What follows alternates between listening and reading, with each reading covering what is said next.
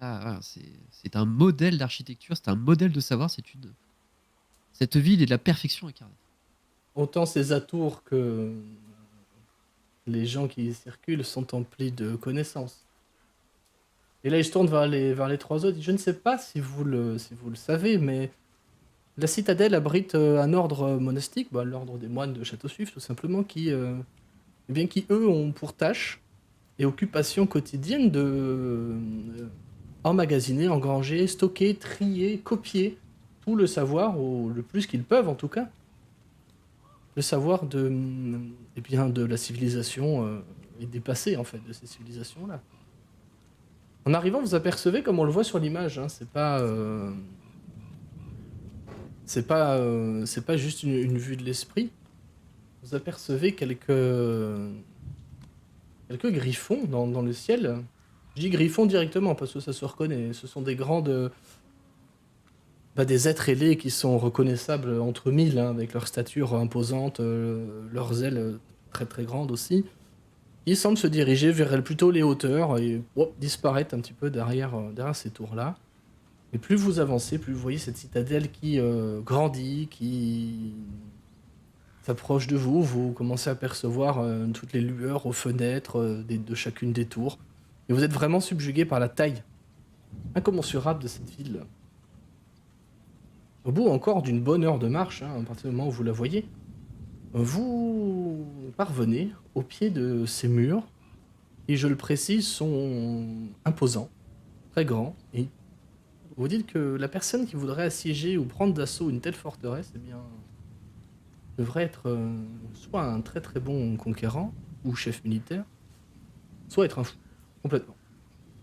En arrivant, vous apercevez aussi des hommes en armes, toujours vêtus d'un tabard violet, de couleur violet, avec à l'effigie de tous les moines au final. Et vous voilà maintenant parvenu à l'entrée de cette grande cité, de cette grande citadelle. Et encore une fois, vous sentez, même pour toi, Groba, qui est quelqu'un de très grand et très massif, vous vous sentez tout petit et minuscule face à cette architecture déjà très belle et très massive. Et Falaster prend les devants, s'avance et vous regarde, dit, j'imagine que vous n'avez pas d'ouvrage pour payer l'entrée.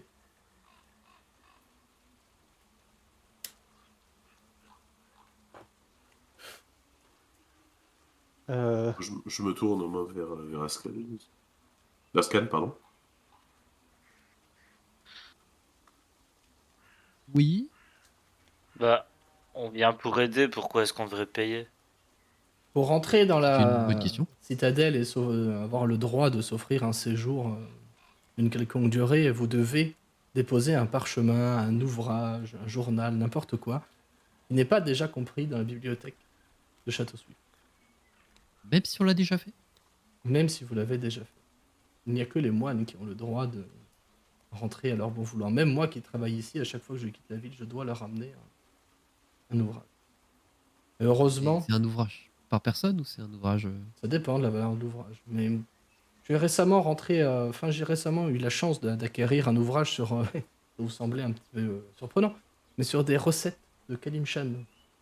Et cet ouvrage est ancien et semble décrire visiblement comment lier la magie à la nourriture. Visiblement, c'était un ouvrage écrit par des ogres, je ne sais pas trop. Et je pense que sa valeur devrait suffire pour nous tous. Toutefois, ne vous sentez pas forcé de me laisser donner ce livre. Si vous en avez d'autres à offrir, faites-le. hmm. Les moines n'en seront que Je- plus contents. J'ai un livre de prière et là je hausse les épaules et j'ajoute, de toute façon, je les connais par cœur. Ma foi, ils seront, je pense, satisfaits de ça. Et ils s'avancent du coup vers la poterne, vers l'entrée, le poste de garde, pardon, de la tour. Ils s'avancent et ce sont trois moines qui sont toujours vêtus de cette bure violette, avec un œil grand ouvert dessiné dessus, qui vous regardent et sans tergiverser, vous disent vous avez de quoi payer votre entrée? Palaster s'avance et tend son livre et puis je te jette un regard, Bayern. Moi je m'avance et je le mets bien.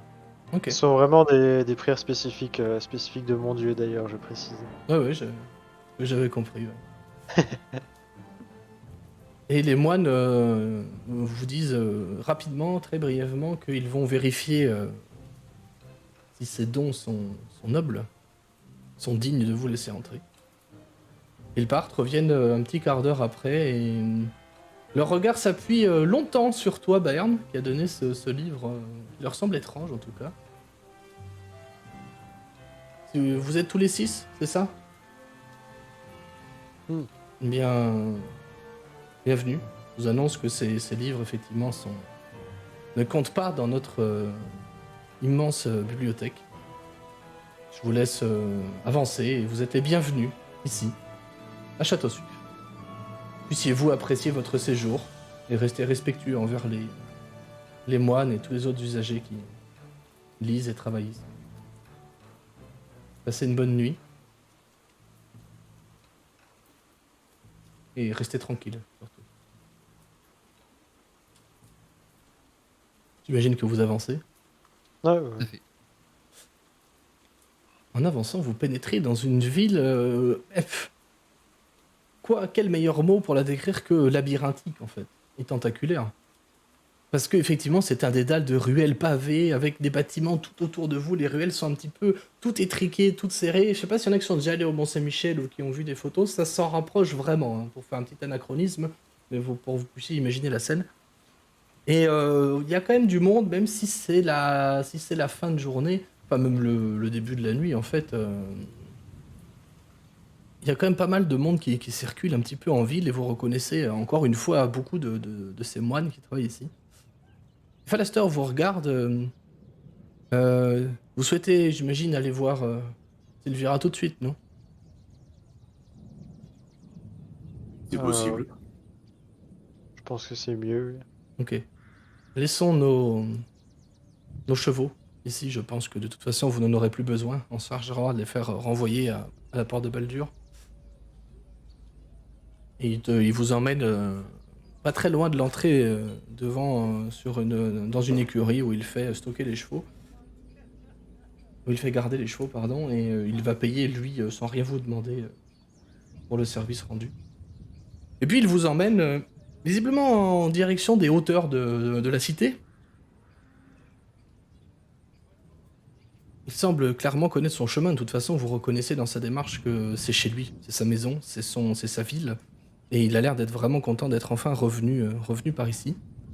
Vous circulez dans de nombreuses ruelles, croisant des gens, croisant des caravanes, croisant toujours ces moines avec plein de bouquins sur les bras ou sur les côtés, avec visiblement toujours des besaces pleines de papiers et de quoi écrire.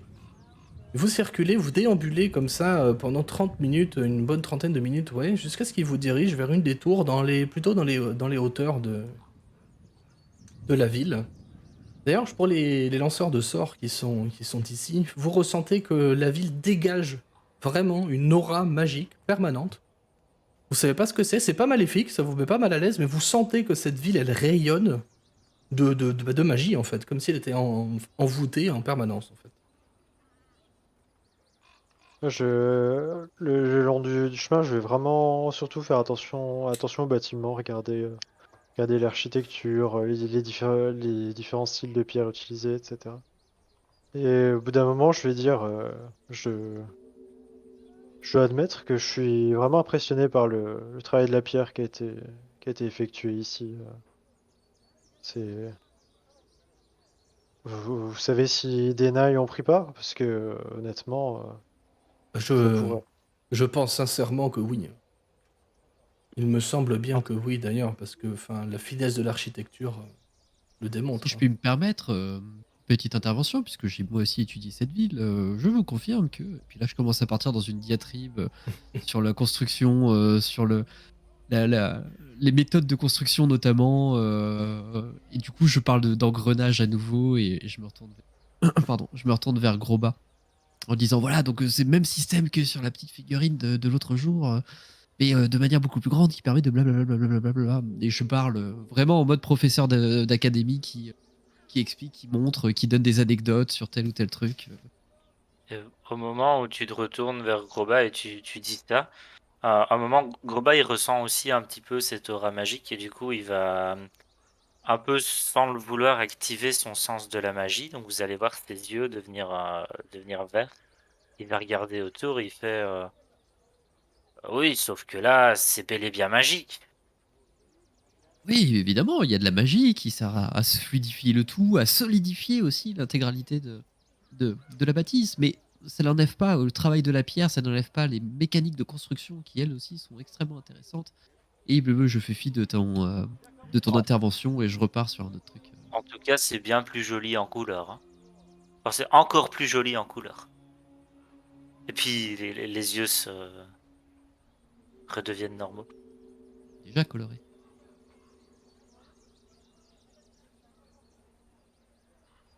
Il va pas relever. Étrange. Je note un truc. Et je repars sur des explications. Je bypass un peu même Falaster quand il veut donner une explication. En disant, non, en gros, moi je sais, je l'ai étudié. Toi, t'as juste grandi ici. Ceci dit, un petit peu vexé de ça quand même, mais il t'écoute avec attention, parce que ça a l'air de l'intéresser quand même pas mal. Ce que tu dis. Tu sais, d'ailleurs, c'est vrai que j'aurais dû te le dire avant, la magie, effectivement, est partout ici. Mais tu sais que ce sont des enchantements qui protègent la ville, en fait. Qui protègent de l'utilisation de sorts trop puissants dans la ville, en fait. Du coup, je l'aurais éventuellement mentionné si le sachant. Sans filtre, hein, vraiment dans le but d'éduquer mes compagnons. Ok. Et comme je disais, au bout d'une bonne demi-heure de marche ponctuée par les diatribes de Ascad et les quelques questions que pourrait avoir Falaster là-dessus, et les remarques de Groba et ses yeux colorés, qui ne manquent pas d'ailleurs d'interpeller Falaster, il vous emmène au pied d'une tour de taille assez modeste au final, dont le toit finit, comme la plupart des autres, en belle pointe. Il vous dit, écoutez, nous sommes arrivés, je pense que ce qui va se dire là n'est plus de mon ressort. Et je vous avoue que je suis plutôt pressé de retrouver ma famille, retrouver mon foyer. Donc, j'espère que ce n'est pas un adieu, mais plutôt un au revoir. Vous avez été quand même de bonne compagnie. Je retourne le compliment. Bonne chance, que les dieux veillent sur vous. Vous en faites pas pour ça. Soyez forts. Écoutez, bon courage. Merci. Merci pour la route. Vous êtes face maintenant à une grande porte, pareil, en forme d'ogive qui se termine par une belle pointe en haut. Qu'est-ce que vous faites? Il est bien 21h. On peut y aller ce soir ou est-ce qu'il vaudrait mieux qu'on passe la nuit dans une auberge et qu'on se présente demain matin? Oui, j'ai oublié de le mentionner. Il vous a parlé que si vous voulez boire un coup, vous prélasser, il y a une auberge en ville.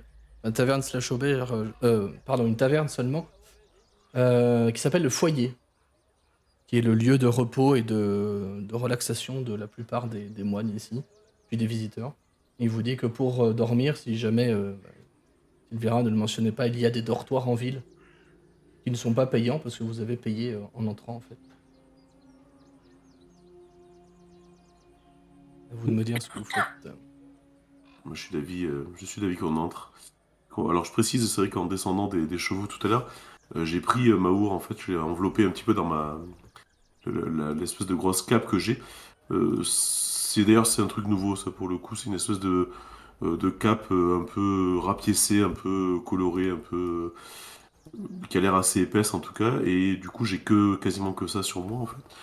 Je n'ai pas remis d'armure depuis la dernière fois. Et du coup, j'ai pris Maour avec moi, qui s'est plus ou moins endormi en fait à la fin du trajet sur le cheval, donc je la porte. Et en fait, je dis aux autres, mais tant qu'on est devant, effectivement, autant qu'on aille voir, prendre des informations, et puis peut-être on nous offrira le gîte et le couvert.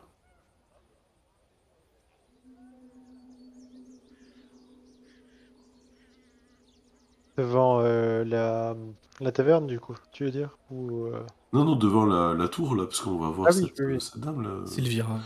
Sylvira, Ouais, merci. ouais. Je t'en prie.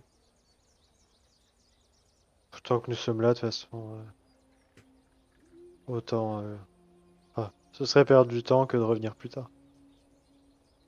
Et là, on est devant une grille, on est devant une porte, on est Vous êtes devant devant une porte, une grande porte en bois qui marque l'entrée de la tour. quoi? D'accord. Bah, du coup, je vais frapper ou je sais pas si c'est une clochette ou s'il y a quelque chose. Il y a pardon, je l'ai pas dit, il y a un heurtoir et qui vient D'accord. percuter un nuit. Hmm. Je sais pas si on fait la liaison d'ailleurs, je crois pas. Je sais pas. Un Pas 8, du tout. peu importe. HUIS, non? HUIS, ouais, c'est ça. Tu frappes du coup? Bah, je frappe. Tu sens que le son que ça produit de l'autre côté de la porte est beaucoup plus fort que ce à quoi tu t'attendais. Et tu te doutes qu'il y a effectivement un sort ou un enchantement là-dessus qui répercute le bruit super fort derrière. Et ensuite, vous voyez la porte qui claque, qui se s'ouvre toute seule en grinçant, comme ça, révélant devant vous un espèce de hall d'entrée. Vous apercevez des escaliers qui, comme la forme de la tour l'indiquait, sont en spirale et semblent monter. Vous entendez une voix assez lointaine qui vous crie « Entrez, je suis en haut !» Une voix d'une femme, visiblement. Eh bien, on est invité, allons-y. Allons-y. Curieuse, pratique, mais allons-y. Et quand vous pénétrez du coup dans ce hall-là, c'est effectivement un petit hall d'entrée, il y a des patères pour ceux qui veulent suspendre leurs habits. C'est sobrement décoré, il y a un petit tapis au sol, mais ça paye pas spécialement de mine. En revanche, les escaliers, vous remarquez, comme toute l'architecture, comme je l'ai décrit depuis le début, est de très très bonne facture. C'est du bois riche qui est monté. C'est solidement ancré dans les murs de la tour, qui sont d'ailleurs quasiment, enfin, même parfaitement circulaires. Enfin, qui est parfaitement circulaire, la tour. Et vous voyez du coup cette spirale qui monte bien 10 mètres au-dessus. Vous apercevez le bas d'un plancher. D'ailleurs, vous y voyez parce que... Ok. Non, je t'en prie. Vous y voyez clair parce qu'il y a effectivement des chandelles qui semblent flotter un petit peu dans l'air, qui brillent d'un feu mais qui ne semblent pas dégager de chaleur. C'est clairement un sort de lumière permanent. Les actifs.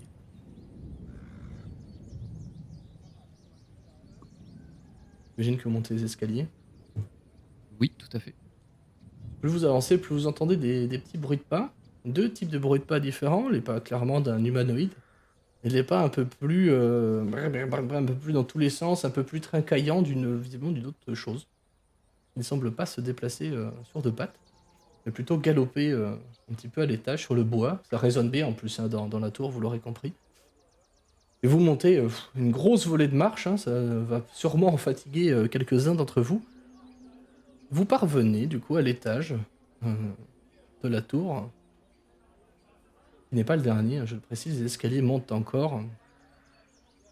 Vous parvenez dans ce qui ressemble le plus possible à comme un laboratoire, un centre d'études en fait. Il y a plusieurs tables qui sont disposées, certaines ont été en tout cas disposées là pour faire office de bureau, c'est-à-dire qu'il y a de quoi lire, de quoi écrire, un encrier, des plumes, des crayons, plein de choses comme ça. Une autre, c'est plutôt visiblement de l'alchimie avec tout plein de béchers, d'Erlenmeyer, de trucs dans tous les sens, des tuyaux en verre partout.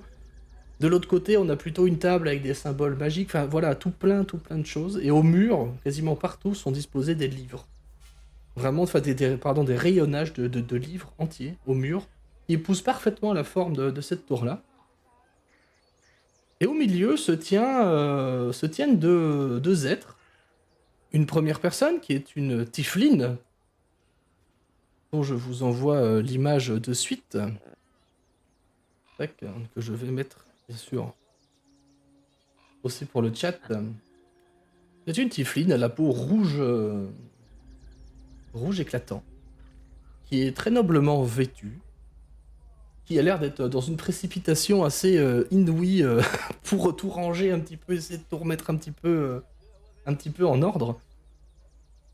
Et vous discernez sur une table un espèce de truc qui gigote, qui ressemble à une petite créature quadrupède. Ascan et probablement Alba aussi, parce que tu en auras sûrement vu dans tes lectures. Vous y reconnaissez les familiers qu'on peut croiser parfois avec les praticiens de la magie. C'est un Kha'Zit. Ça ressemble à ça. Tac. C'est un Kha'Zit qui, lui, contrairement à l'image, a la peau parfaitement noire et qui semble galoper un petit peu et suivre sa maîtresse, sa magicienne, un petit peu partout, qui galope tantôt par terre, tantôt sur les tables, qui court un petit peu partout. Des fois, il monte un petit peu au rideau, il s'accroche au mur, enfin, il monte sur en haut des étagères et quand il vous voit, il s'arrête et il vous regarde. Et vous avez cette Tifline qui se retourne vers vous et qui vous décoche un grand sourire. Et vous dit, vous n'imaginez pas à quel point je suis contente de vous voir. Qu'est-ce que vous m'amenez donc? Elle a franchement l'air de vous connaître, sans jamais vous avoir vu, mais elle a franchement l'air de vous connaître.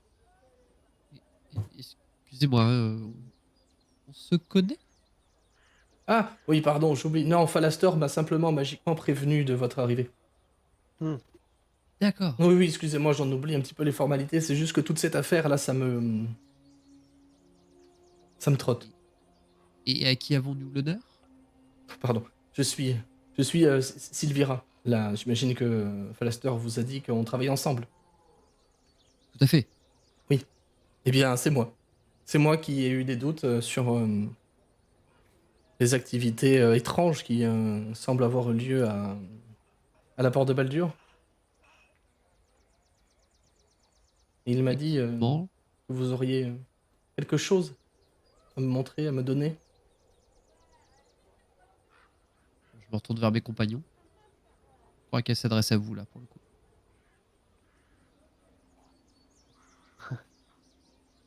Quelque chose, oui. Enfin, N'auriez-vous pas... Enfin, elle se reprend. Ah, qu'est-ce que je peux être bête? Pardon. Est-ce que souhaitez-vous... Peut-être souhaitez-vous boire quelque chose Ah oui, avant oui, de... avec grand plaisir. On discute. boire Et quelque elle- chose et puis s'installer auprès du feu. Nous sommes trempés jusqu'aux os. Effectivement, il y a il n'y a pas vraiment une cheminée, il y a plus un âtre, mais qui brille encore magiquement et dégage de la chaleur magiquement. Parce qu'avec autant de bouquins, on fait pas de vrai feu, quoi. Et elle dit oui, oui, bien sûr, excusez-moi. Et elle va chercher quelques fauteuils qui sont clairement éparpillés un petit peu partout dans la pièce. Elle les dépose devant. Et elle va dans une espèce de commode pour y sortir une bouteille de vin et 6 verres.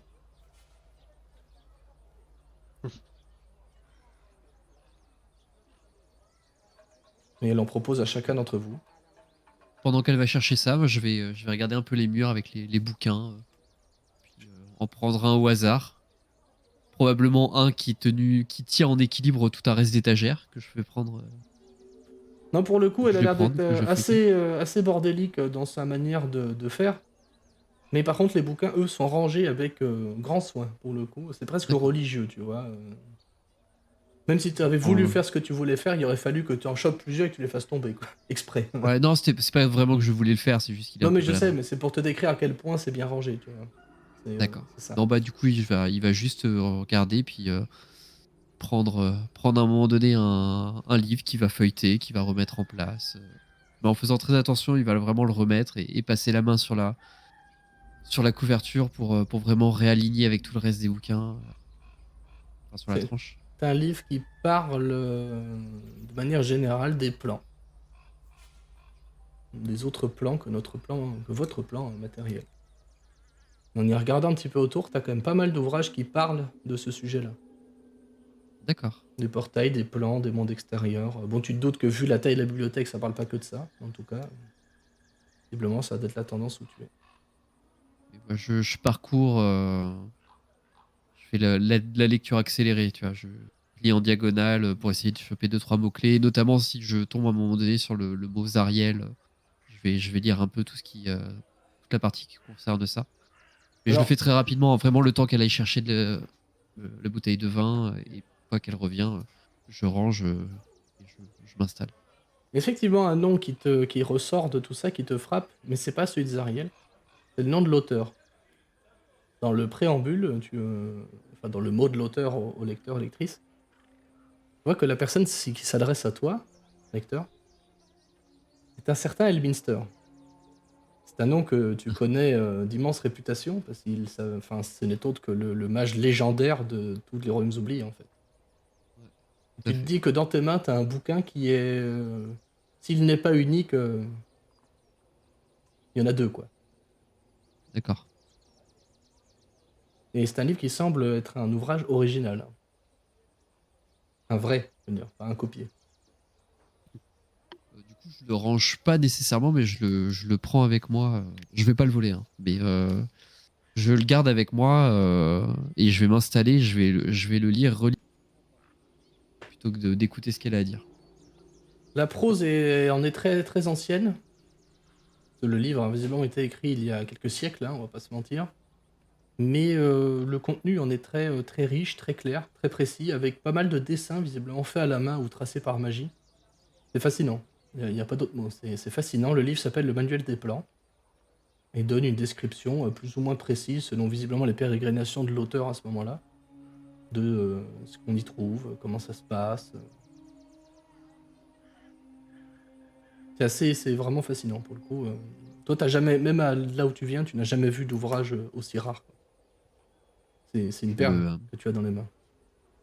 je le dévore, il a les yeux qui flamboient. Quand elle revient, je lui montre le livre, mais c'est incroyable ce que vous avez ici. Elle a un petit sourire modeste, elle dit oui, c'est tout ce que j'ai pu accumuler dans ma vie et je pense que vous venez là l'un des ouvrages qui me sont les plus chers.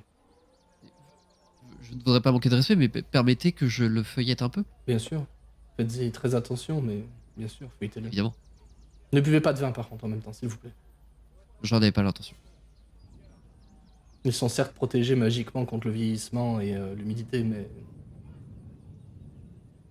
Je connais bien ce genre d'ouvrage, je sais tout à fait comment les manipuler. Pas d'inquiétude, j'en ferai grand soin. vous devez être Ascan, c'est ça? C'est moi, tout à fait. Master m'a mentionné un homme beau parleur et visiblement très cultivé. C'est tout à fait moi. Et elle Beau parleur. Alors, par contre, je préférerais mon appellation officielle, si ça ne vous dérange pas. C'est-à-dire? Professeur ou Lord Ascan. Oh, mais qu'étudiez-vous? La magie, Qu'enseignez-vous évidemment. plutôt? La magie, dites donc. La magie également. C'est intéressant. Vous avez plutôt un Et domaine de prédilection?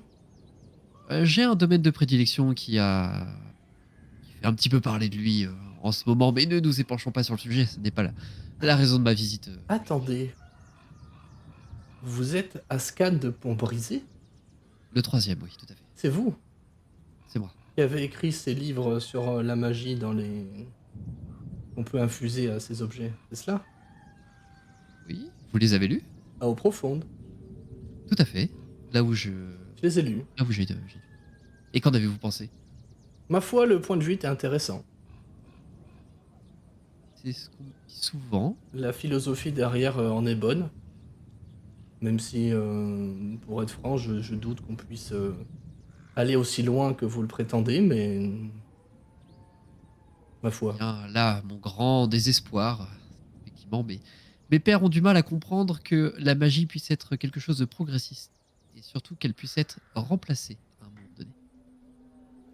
Ça a beaucoup de mal à passer, surtout à eau profonde. Que la magie puisse être remplacée? À terme, oui. Pourquoi pas? Je pense qu'elle pourrait être complétée, mais pas remplacée. Nous verrons. Seul l'avenir nous le dira. Exactement, c'est ce que j'allais vous dire. En tout cas, j'ai du respect pour vos travaux, car la prose était excellente. Les idées émises très originales, très novatrices. J'avoue que, voilà, toute honnêteté de praticien à praticienne, je doute de la finalité de ces études, mais en tout cas, l'étude méritait d'être menée. Et elle suit son cours. C'est notamment pour ça que je suis venu avec mes compagnons. C'est bien, parce que j'ai l'intention de prouver que mes textes sont vrais, véridiques, et qui peuvent changer la face du monde et la perception de la magie. Bien, en parlant de vos compagnons, de là où vous allez, de l'avenir, je pense qu'on a quand même une grande conversation à avoir. Elle vous a Alors moi, chacun servi un verre de vin, même à Maour. Hmm. Mais Mamour, elle dort de toute façon, donc je l'ai laissée sur le. Je la pose en fait enveloppée dans ma cape sur un des fauteuils proche de Mhm. l'âtre.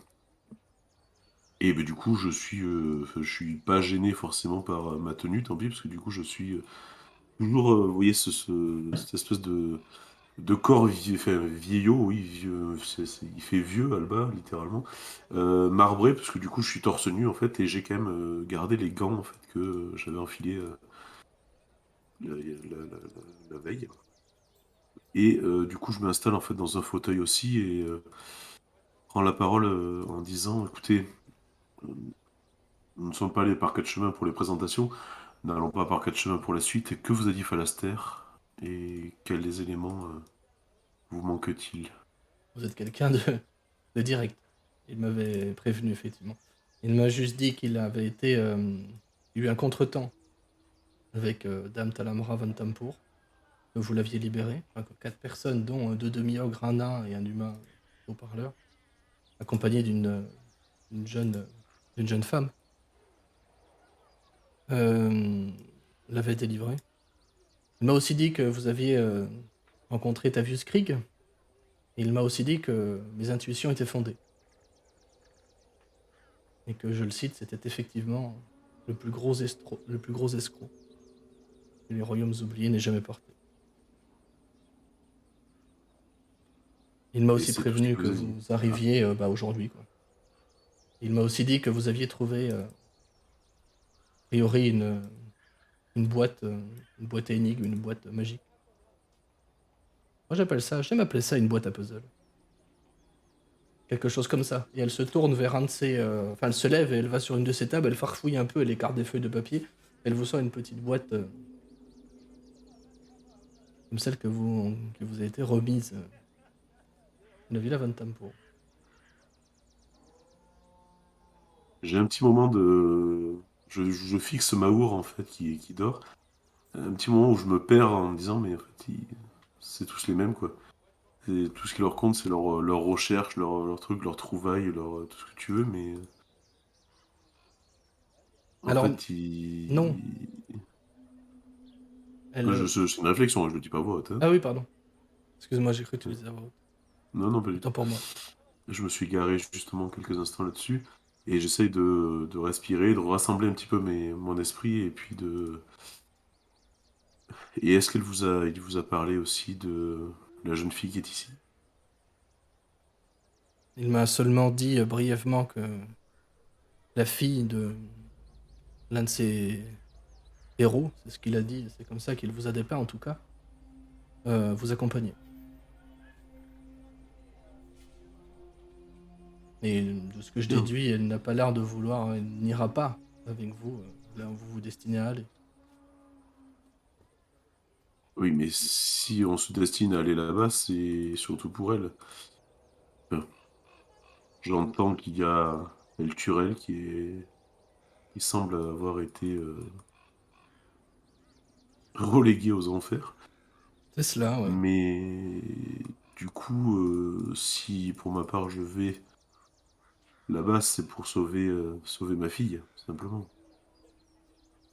Disons que Vintempour, comme vous dites, si élégamment nous l'avons libérée surtout pour qu'elle rejoigne un petit peu la personne avec qui elle avait scellé un pacte dans les enfers. Et avant d'être libérée, elle a fait signer un pacte à Maour. Tu Et vois, j'ai bien l'intention d'aller aux enfers pour défaire ce pacte-là. elle prend un air très très sérieux. Visiblement, elle n'était pas au courant, hein. Très sérieux et surprise, elle n'était pas au courant de ça.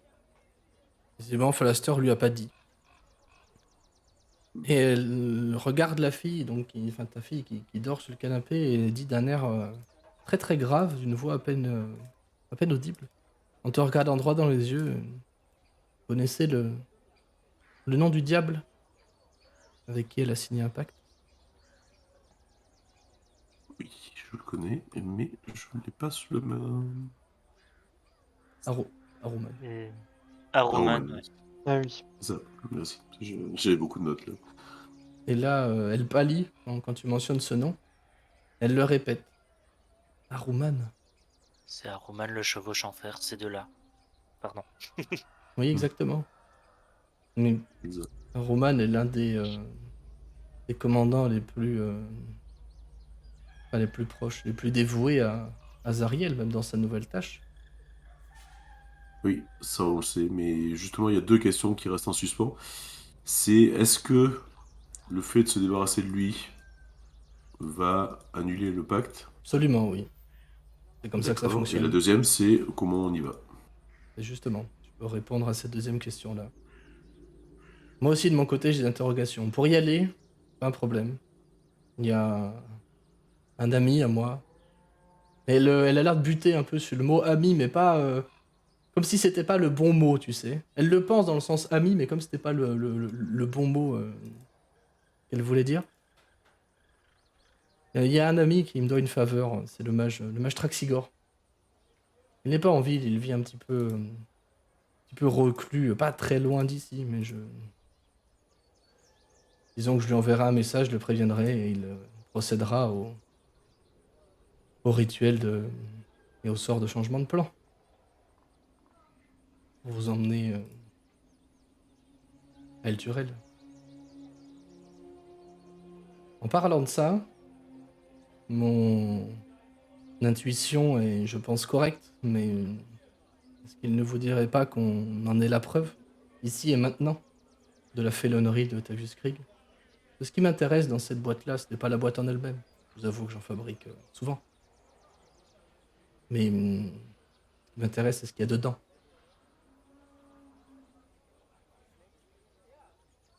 Si vous me le permettez, je propose que nous l'ouvrions ici maintenant, sans plus tarder,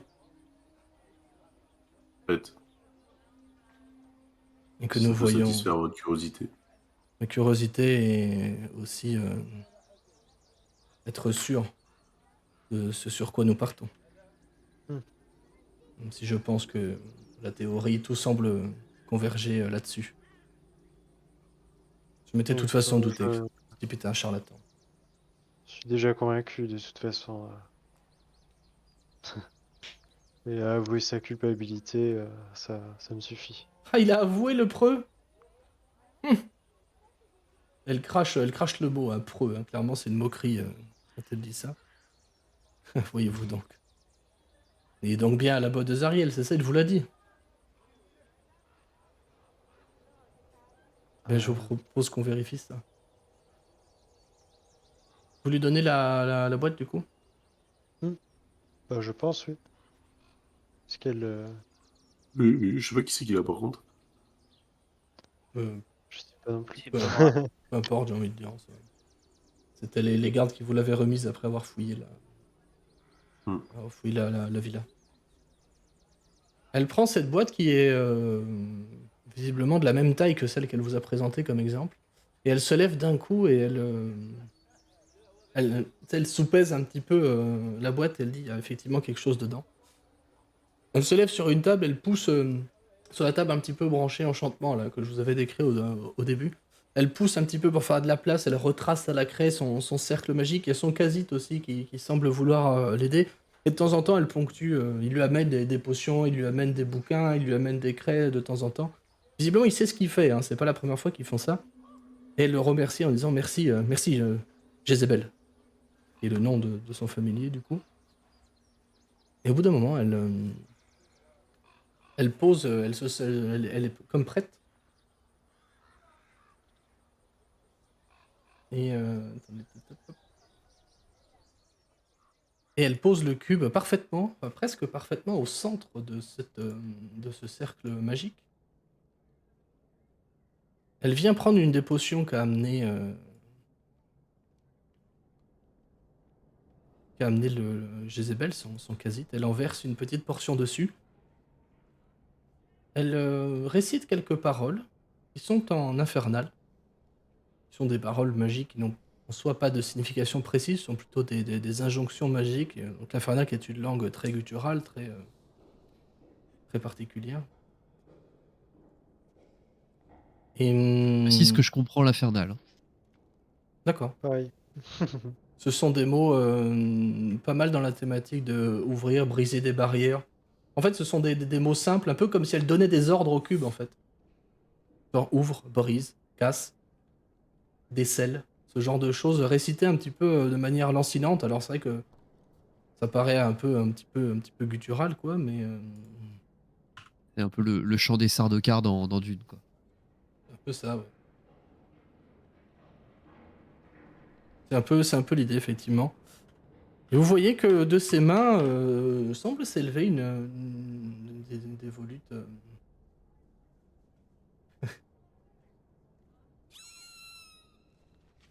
Des volutes un peu de fumée, en fait.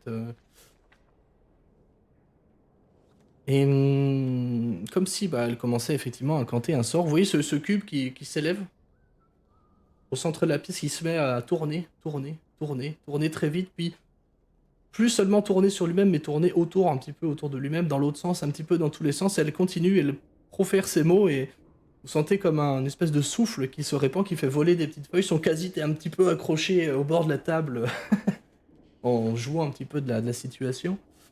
Et parce qu'il a clairement l'air d'être habitué à ça.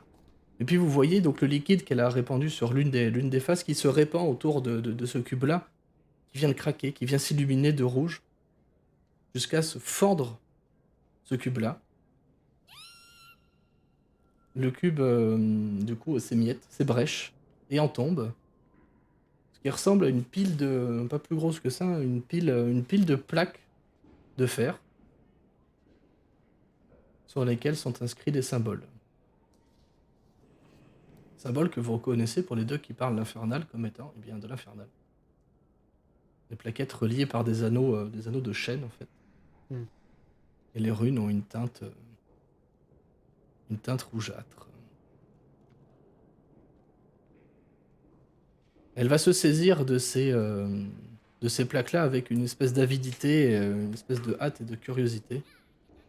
Et elle va les tourner très rapidement. Elle a l'air de vraiment maîtriser la langue parce qu'elle lit ça très vite. Et vous voyez au fur et à mesure qu'elle tourne les plaquettes, son visage qui se ferme, qui blêmit, jusqu'à devenir presque translucide en fait, tellement elle pâlit. Elle va juste relever la tête et dire « Petit bâtard est allé encore plus loin que ce que je pensais. » Et elle va vous proposer de lire cette plaquette-là. Voici ce qu'il est écrit, mot pour mot. Qu'il soit connu de tous que moi, Tavius Krieg, haut superviseur d'Elturel, j'ai juré à ma maîtresse Zariel, seigneur d'Avernus, de respecter les accords contenus dans ce serment. Par la présente, je me soumets à Zariel dans tous les domaines et pour toujours. Je la placerai au-dessus de toutes les créatures vivantes ou mortes. Je lui obéirai le restant de mes jours, et au-delà, avec crainte et servilité. Je reconnais la dispensation du dispositif appelé l'assidiateur solaire, si après appelé le compagnon. En ma qualité de haut superviseur d'Elturel et de ses territoires vassaux, je reconnais que toutes les terres tombant sous la lumière du compagnon sont confisquées par Zariel. Toutes les personnes ayant prêté serment de défendre Elturel sont également considérées comme perdues. Je reconnais également que cette dispense durera 50 ans, après quoi le compagnon retournera d'où il est venu, emportant Elturel et ses défenseurs liés par serment avec lui, si tel est le souhait de Zariel. Tout ceci constitue mon engagement éternel.